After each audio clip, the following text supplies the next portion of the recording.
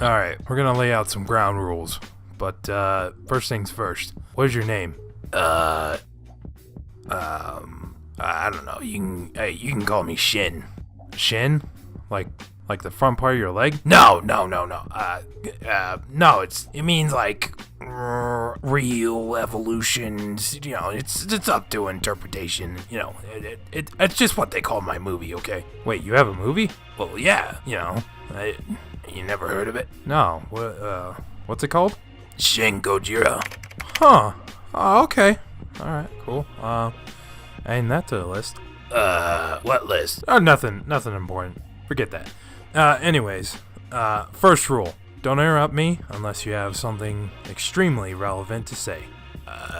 Okay. Second rule. You can stay as long as you find work. Alright. What kind of work? Not important. Just find it. Nobody's gonna live here rent-free, okay? Okay. Third rule. Quit touching me with that tail of yours. Oh. Okay. You sure? Yes, I'm sure. Have you even looked at that thing? It looks infected. Yeah, well, your face looks infected. What? What'd you say? Nothing. I'll look into it. Yeah. Right. Seriously, clean it up. You got it, boss. Well, now that that's taken care of, I need to get to this review of Hellboy. So if you excuse me, I'll, be working on that.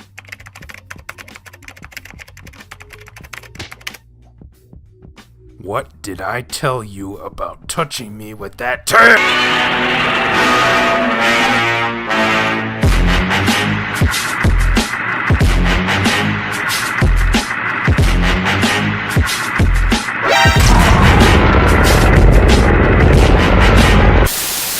Guillermo del Toro returns for his third installment in his Hellboy franchise.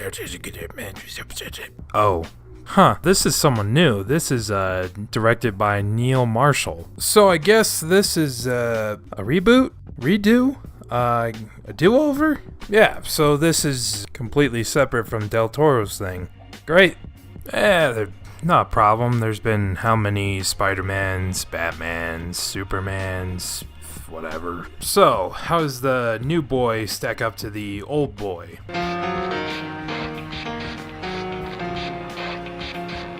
Surely it couldn't be that bad, right? Are you serious?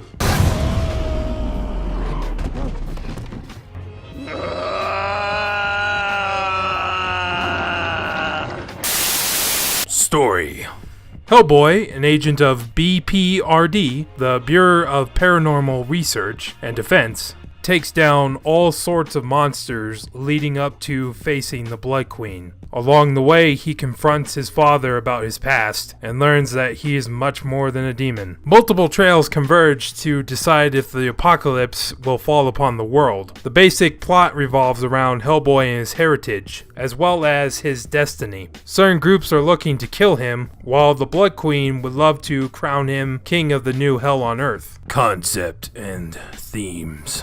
Using monsters to fight monsters. You know, it's basically fight fire with fire. That's your base concept for this film. Pretty much the same as the Del Toro movies, just in a different setting. Hero learns about his past and has to confront and deal with it. In this case, Hellboy has to confront his dad, Ian McShane, about why he wasn't killed as a baby and why he kills other monsters for the BPRD. 2.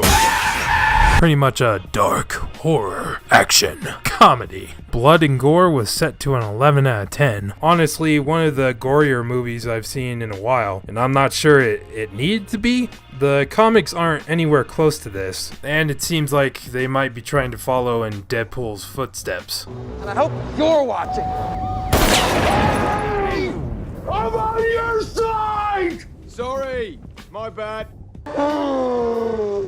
Just doesn't feel like the R rating does Hellboy any justice. Also, for all the children at my screenings, your parents are fucking idiots. These children are scarred for life because of the multiple scenes, creatures, and the horror aspects of this movie. There is literally a 30-second to a minute-long scene of people dying, burning, being ripped in half, skewered. Even one man gets his face ripped off. I remember my first R-rated film. Anyone remember Predator? ugly motherfucker. He's an asshole. I got off easy compared to these kids. Does anyone read these things anymore? Fuck me. The protagonist. The big, ugly red devil, played by Jim Hopper, is kind of bad. I think the acting is good, but the direction of Hellboy comes off as annoying at times. It helps that characters call him out for it in the movie. But when you do see Hellboy, do you think whiny, loud, and annoying? No, of course not. Hellboy is the epitome of, "Aw, crap, here we go again." He's gruff, tough, even soft-spoken at times. Instead of a big stick, he's got a big red brick for an arm. There's a scene where he's just shouting into a fireplace vent after Pig Boy escapes up the chimney. It just comes off as ridiculously comical. You better bring these people back to me, or I'm coming to get them myself! And you little fairy friends are gonna be sorry!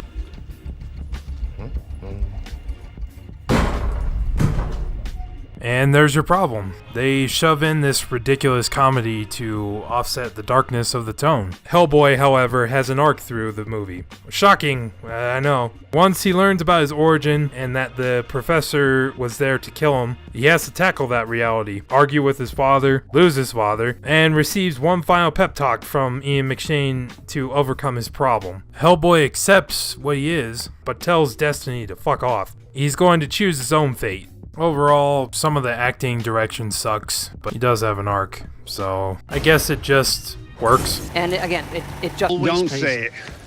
Don't fucking say it. The antagonist. Mila Jovovich gets to act again as the Blood Queen, an ancient evil witch spreads the Black Plague in England so monsters can rise up. She gets bamboozled by none other than King Arthur himself.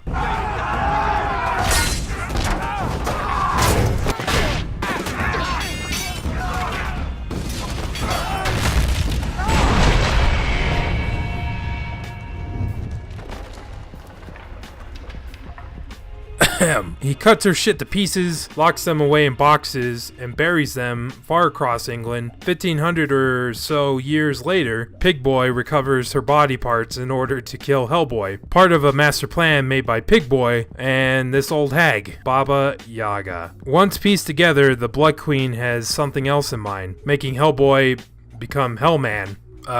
Hell King. King of the world? No. King of the monsters? No. Definitely not. The Blood Queen wants Hellboy to rule over the newly formed dominion of monsters. Pig Boy gets bamboozled by her, when all he wanted was for the Blood Queen to kill Hellboy. Guess it sucks to suck. Shouldn't have killed all those innocent church boys now, huh? Hellboy overcomes the Blood Queen's advances, cuts her head off, and throws it into hell. Honestly, it just seemed like Mila was enjoying the role. She was very believable, really down to business, strong, solid opposing force, and yeah, she's strong as shit. She makes you believe that she really is falling for Hellboy. But if she's not getting her way, she'll slap your shit. Probably one of the better parts of this movie. Supporting characters. They all did just fine. Each one contributes and works for this movie. Good guys and bad. All the supporting characters have their own connecting plots to this story and act appropriately. Cheetah Boy sets up to kill Hellboy with a holy bullet if he can't be stopped. Dread's Girl received some crazy ass powers when she was kidnapped as a kid. These powers help the team out, especially when they need to speak to the dead, and allows Hellboy to have his final pep talk with his dad. Baba Yaga pretty much sets up all the events in this film when Pig Boy and her plan out their revenge against Hellboy. She's looking to replace the eye that Hellboy apparently destroyed. She makes a deal with him to take one of his. Hellboy bamboozles her by exploiting a technicality in their deal that he doesn't have to give her an eye right away. He says he'll give it to her when he's done with it, and that could be anytime, so get wrecked, scrub. Honestly, shout out to this guy. Holy shit, where's his fucking movie? I read about everything you gotta need people. Let me stop you right there. Okay. I suppose you want to see the claw. Well, by this point, you're probably thinking, this movie doesn't seem so bad. What could possibly be wrong about it? Well, my dear viewer, please allow me to explain. Take it away, Shin.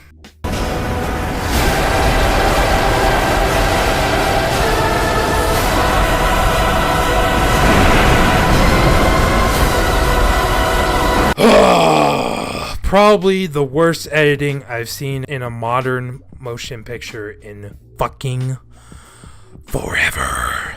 Pacing. I'm convinced they have never heard of the word. Right off the bat, the intro feels like what should have been 6 to 8 minutes plays out in 2 minutes tops. Jesus. But it only gets worse. The amount of cutting is off the charts. Some scenes have 4 to 6 cuts in 5 seconds. Just back and forth, back and forth. Despite missing some pieces, I can almost recreate this scene from the film. Sometimes I was just begging for the scenes to stop and take a breath. Let the audience relax. It just feels like 4 hours of footage shoved into 2. Just like they didn't want to cut out any of the scenes, so they figured they'd just edit them down as much as they could bear to lose. The flow of the film is not bad, but the setting transitions are drastic as fuck. I mean, this just hurts the film so much. At the very least, this is a very good example of how not to edit your film. Visuals and sound. This film has a few distinct looks to it. Most points I recognize it as having a supernatural feel to it. There was even some Evil Dead vibes going on throughout, with the horror stuff at least. There's a lot of unique shots, from Baba Yaga's place to the hellscape, the final battle in the cathedral. I could pick it out of a pile if I needed to. It's that distinct at times, but also a lot of scenes feel unnaturally natural. Most of the day shots are just too bright. Visual effects. Well, shit. Slap me silly, because I didn't realize just how much of this film was actually practical effects. Of course there's Hellboy, but Pig Boy 2? Even Baba Yaga? Wow, that shit's crazy. Although they couldn't do everything in practical effects, but the CGI that they did do? Oh boy. Oh man. Oof. I'm just so surprised because the credits were filled with special effects companies. It couldn't possibly be the budget. Yeah, this gag has been getting a little too real, hasn't it? Sound design. Sound effects department, you're doing a great job. Music department?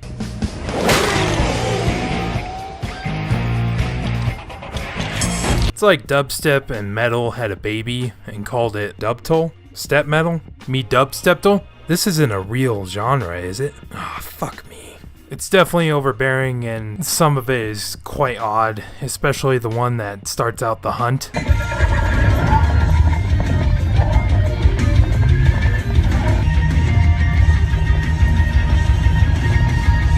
Is it a yes or no, Frank? It's gotta be no, dog.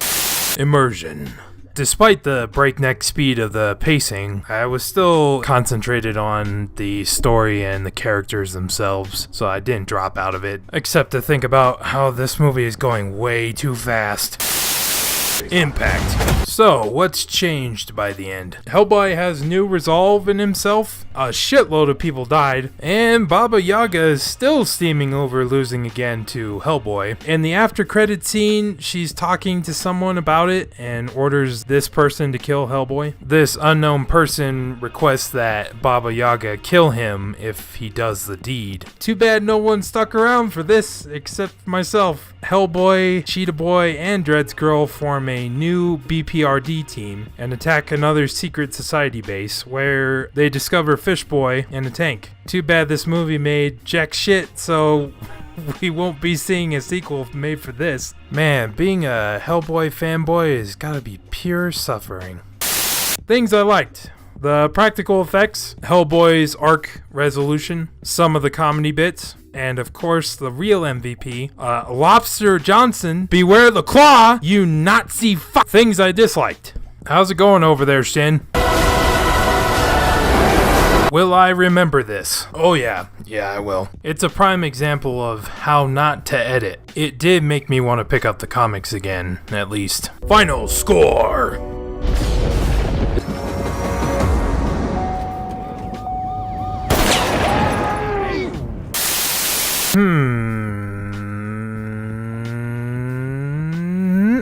What? You say something? What? No, I was just taking care of some stuff. But I am glad to finally be done with that review. Let's see here. What do we got next? You could not live with your own failure. Where did that bring you? Back to me.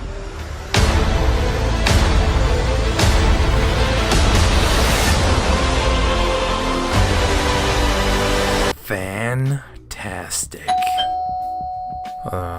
Friend of yours? Not mine. Huh. Okay. What's up, big bro? Long time no see. Huh. Heard you were reviewing movies now. Oh. Say, you gonna review my movie? It's coming out pretty soon. Oh, right. I didn't know if it'd be fair of me. I mean, you know, being us, being brothers and all, it's kind of a little biased, isn't it? You know, whatever. Figure I'd kick it here for a while, till that whole thing blows over. You don't mind, right? I mean, you see, who's the ugly guy? What?